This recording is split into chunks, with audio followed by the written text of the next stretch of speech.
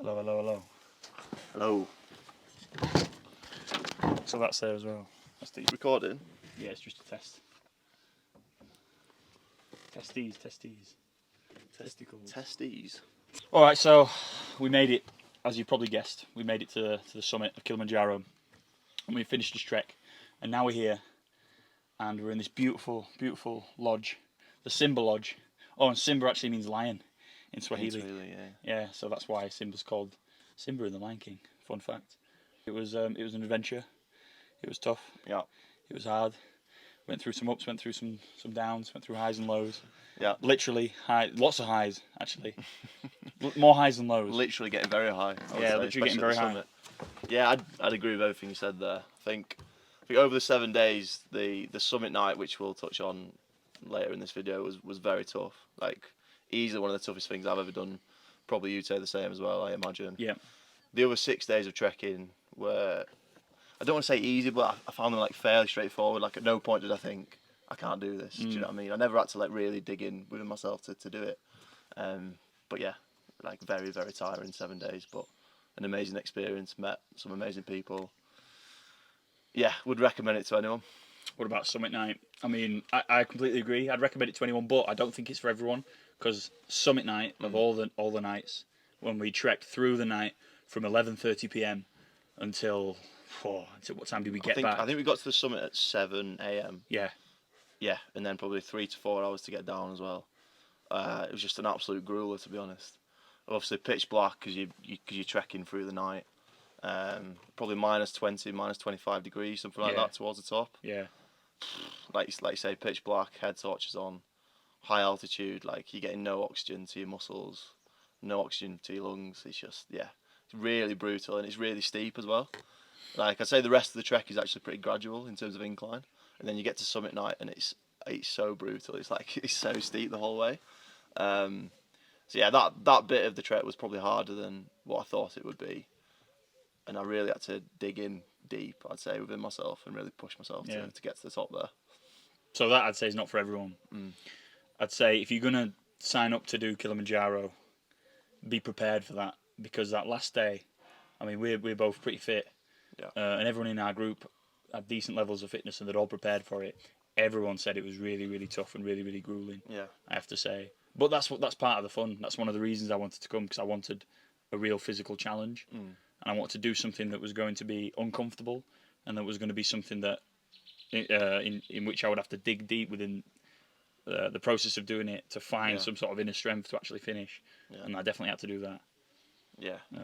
It was. I mean, obviously, it was a physical challenge. That's an obvious thing to say, but the big thing for me was like it was a real mental challenge as well. I was speaking to a few people. Some people can't remember the hike to the top. I think you've interviewed a few people, right, who said that. Like some people have hallucinated. Like for me, it was very much like there was voice in my head, or I was talking to myself, just trying to like motivate myself to kind of get there. So I had like two voices in my head, one kind of positive, one saying, you know, why are you doing this, Ben? Like you signed up, you've spent all this money to come to Tanzania, like you can't give up now, you need to keep going. You know, you're doing it for your dad, you're doing it for all the people that have donated. Like you've got to get there, you just got to do it. So that was like the real sort of positive voice sort of driving me on, and then all the people around me as well in the group. But then there was also this kind of annoying negative voice, which was like, you're a fucking idiot. Like you've paid all this money to go to Tanzania, and you're just killing yourself. Like what are you doing? You're an idiot.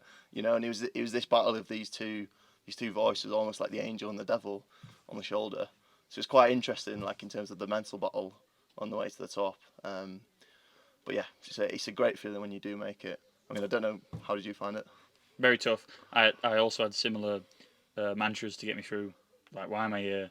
I've already started this. There's no way I'm going to give up now. And then I had some mantras that I was just repeating in my head. One of them was actually just keep stomping. I wrote it in my journal 20 or 30 times before we started. And then I wrote a few other mantras as well, some personal ones. But that one, because I had to keep switching between them. So sometimes when we'd be at a point where we could see the top of a really big hill and we had to get there, I'd think, right, I'm just going to repeat in my head, just keep stomping again and again and again and again. And I must have done it 200, 300 times. And by the time I finished, we got to the top of that little peak.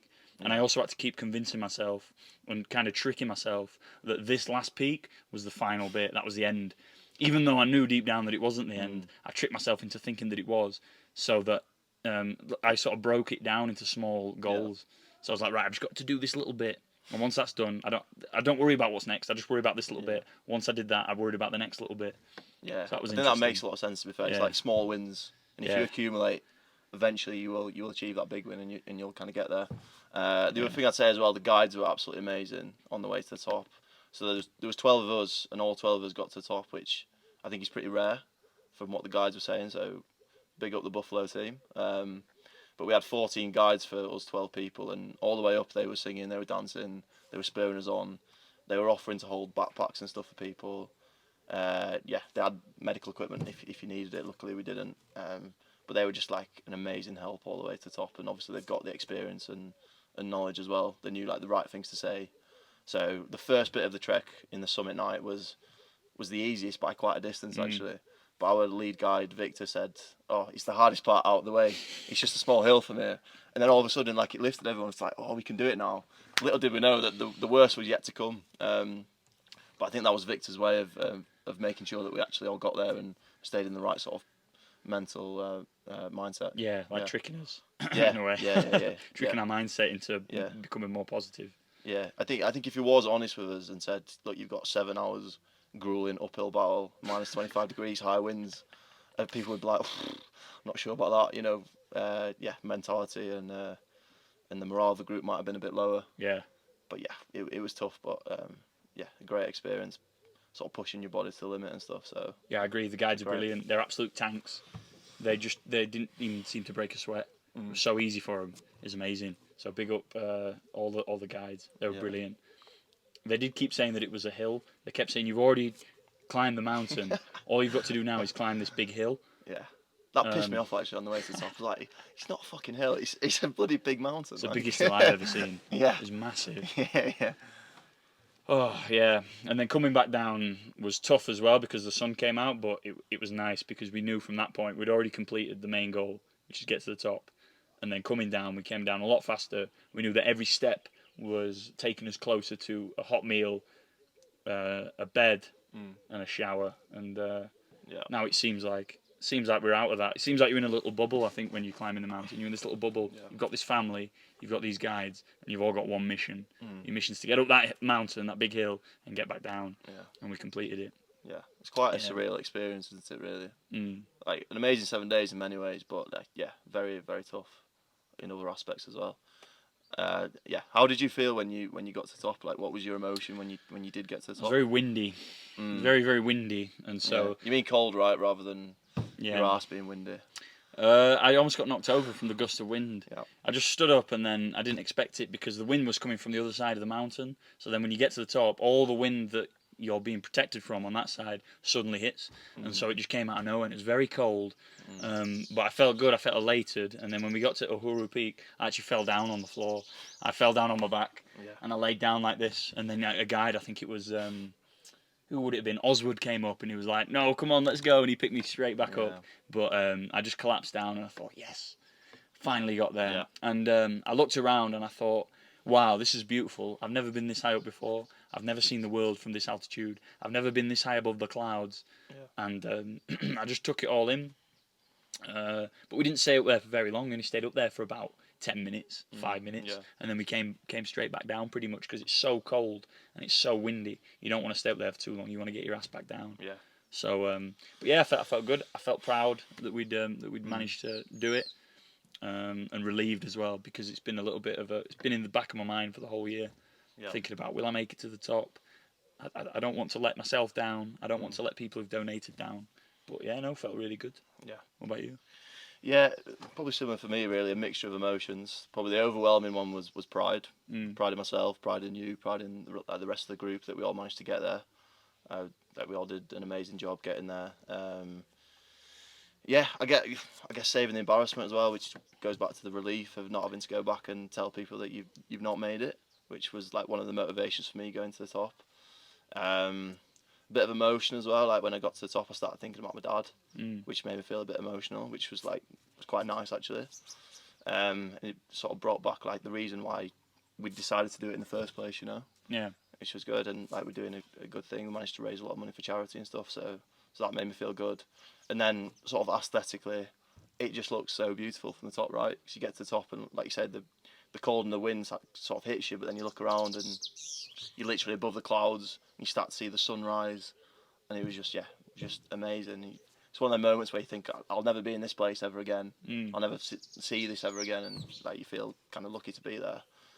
And then obviously exhaustion as well, which it sort of elevates every other emotion, right? Because you just feel sort of dead inside, but like so proud as well and so elated. It's like it's a mixture of so many emotions. But yeah, just an amazing experience. And then it hits you when you do get to the peak. Oh, I've got to go back down now. And it's like it's so steep, and your legs feel like jelly, and you think, I don't know how I'm going to get down here without sort of breaking my leg. Yeah. So that was in my mind as well. It's like so many things, but yeah, just really proud. I know exactly what you mean. Yeah, I also felt at the top that I was closer to my dad as well. One of the mantras that I had, it was, and I wrote this in my journal on the train on the way to London to meet you. Yeah. And it was something like, it was, I am mindful, I am present, my dad is with me, and we can do this. And so those 4 sentences, towards the end, I saved those for the end. And that was the mantra that I was using from just below Stella Point up to Stella Point, and then from Stella Point to Uhuru Peak. And then as we got even closer, as we could see the Uhuru Peak sign, I started deleting words from that mantra. Yeah. And so that it was finally, my dad is with me. And I repeated that maybe 50 times on the steps leading up to Uhuru Peak. Yeah. So when I got there, when I laid down, like I said before, that was the emotion that I was feeling. I felt really close. And because I was hallucinating as well, I was similar to you, hearing voices and stuff. All these emotions sort of muddled together. And feels like a bit of a blur now, really, doesn't it? Yeah, it does. Yeah. That's nice, mate, as well about your dad. Yeah. It was kind of similar for me, really. I just thought, I hope he's sort of proud of me and stuff. I hope he can see what I've done and what I've achieved. I've sort of done it in his memory, So yeah, it was a nice feeling. Well, the question you asked yourself before we started was, what was the low point? That was the question you asked yourself. The low point. I think the hardest point would be the summit night, which we've touched on. But I don't know. Do you want to go first, and I'll think? I didn't really have a low point, mate. I never felt low because I think I would have felt low if I was on my own, without the group and without the support of guides and other people and you. And I probably would have felt low if I'd gotten really sick. But I didn't get sick, and we had a really good support network around us, so I never had a low point. The hardest point was, I'd probably say halfway up, going up towards Stella Point. I just felt exhausted, and it just kept coming hill after hill after hill. And even though we were going up towards it, I just started feeling exhausted, and my back was hurting, and my legs were hurting, and I started feeling wobbly, and I was tripping up over myself because of the altitude. That was the most challenging moment, but I wouldn't say it was low. I felt positive the whole way through the entire trek. Yeah, I was the same. I always felt confident that I would make it. I think me and you were quite lucky in that, like, our oxygen levels and our heart rates remained at sort of safe levels and good levels throughout the whole of the trek, right? Like, remained healthy and stuff. So I think our bodies acclimatized to the altitude quite well. So no major low points. Like, always felt sort of confident and stuff, and enjoyed the experience. I guess like the camping aspect of it, the first couple of nights was new for me. Like, we never went on camping holidays as a kid, so that was like, I didn't sleep the best the first night, but then after a couple of days of trekking in the African sun, you're so tired, you just sort of sleep like a baby anyway. So yeah, I wouldn't say any major low points, but the summit night for sure was the hardest. Your fart in the tent, yeah, That's quite bad. They got progressively worse as the week went on. I was freaked. I was making myself disgusted with my own farts. Then by the end, it's because of the altitude and the lack of sleep and the food. But that's my excuse. You're eating the same food as me, mate. And yeah, but my bowels just must work differently to yours. Yeah, clearly. I don't know. I don't normally fart that bad at all. It was really bad. Do you remember the question I asked myself? No. It was, do you think you've caught the bug for climbing mountains, and are you now someone who wants to climb lots of mountains? Do you want to go and do the 7 summits? Do you want to go and do the 14 peaks? And my answer to that is no. I want to rest for a little bit. I really enjoyed it, and I would like to do some other larger peaks in the future, but I need a big period of time now where I don't do anything like that, because that was so exhausting and so tiring, and it took such a lot of mental effort and physical effort that I think that kind of thing is it's a once in a while kind of thing. It's not something I want to do all the time. I don't want to become a professional mountaineer, but I would love to go to Everest Base Camp. I'd love to do some of the treks in South America. Love hiking, love trekking, but something of that difficulty or even higher level of difficulty, I'm not interested in at the moment. Yeah. That's enough for a few years, I think, for me. Yeah, I mean, it's a huge commitment as well, right? Because it's 7 days of your holiday. Yeah. So you've got a 2 week holiday, it's sort of half of your holiday gone just trekking and sort of killing yourself. I mean, I'm all for it. It's a great experience, but it's kind of a big thing. I think Everest Base Camp is probably on my bucket list as well at some point. Alice, if you're watching, I'm going to convince you to do that one day with me. But yeah, apart from that, I think Kilimanjaro was always the one for me that was sort of on my bucket list, and I've managed to tick that off now. So I'm happy. Cool. What was my question? Do you remember? That was your question. What's a low point? That was your question to yourself. Okay. What was your low point? I've not been able to answer it, have I? Well, you didn't have one. You farting. Me farting. Yeah. That was a low point. That was my own. That was my low point actually. Yeah. Me producing those farts and then feeling ashamed. I felt a lot of shame. I just couldn't help it. Mm.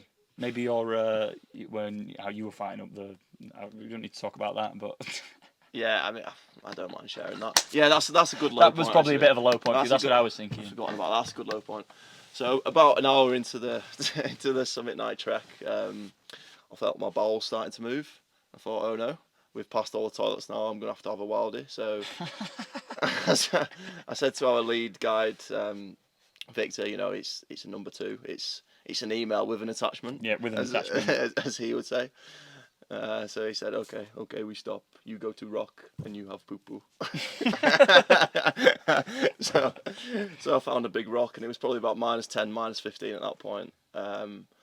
Yeah, and it wasn't the biggest rock in the world. Everyone could see what was going on, and I let loose, and the heavens opened. Got to do what you got to do. Yeah.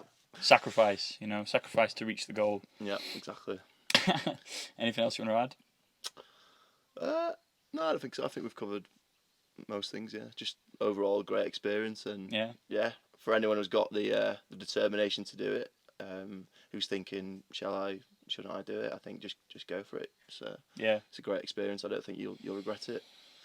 I'd like to say as well, just a massive thank you to Kelsey, Yvonne, Noah, Kevin, Judith, Brandon, Jennifer, Michelle, Anne, and Rahul. Yeah. Thank you all for being such amazing people on that trip. Without you guys, we wouldn't have made it through. A big thank you to the Altezza team. So Victor, Chief Victor. The big man. The big dog, and his team. Yeah. So we had Oswald, we had David, we had Hamza. We had Jonas, and good luck, and everyone else. Thank you so much. Couldn't have done it without you. Highly recommend trekking with these guys specifically. I mentioned all their names. If you ever book with Altezza Travel, ask them for these exact guides, because they will get you to the top. Yeah. Last time, hip hip. Hop hop. Hop hop. Hip hip. One team. One dream. One dream. One team. Hakuna. Matata. Hakuna. Non-stop. To the top. To the top.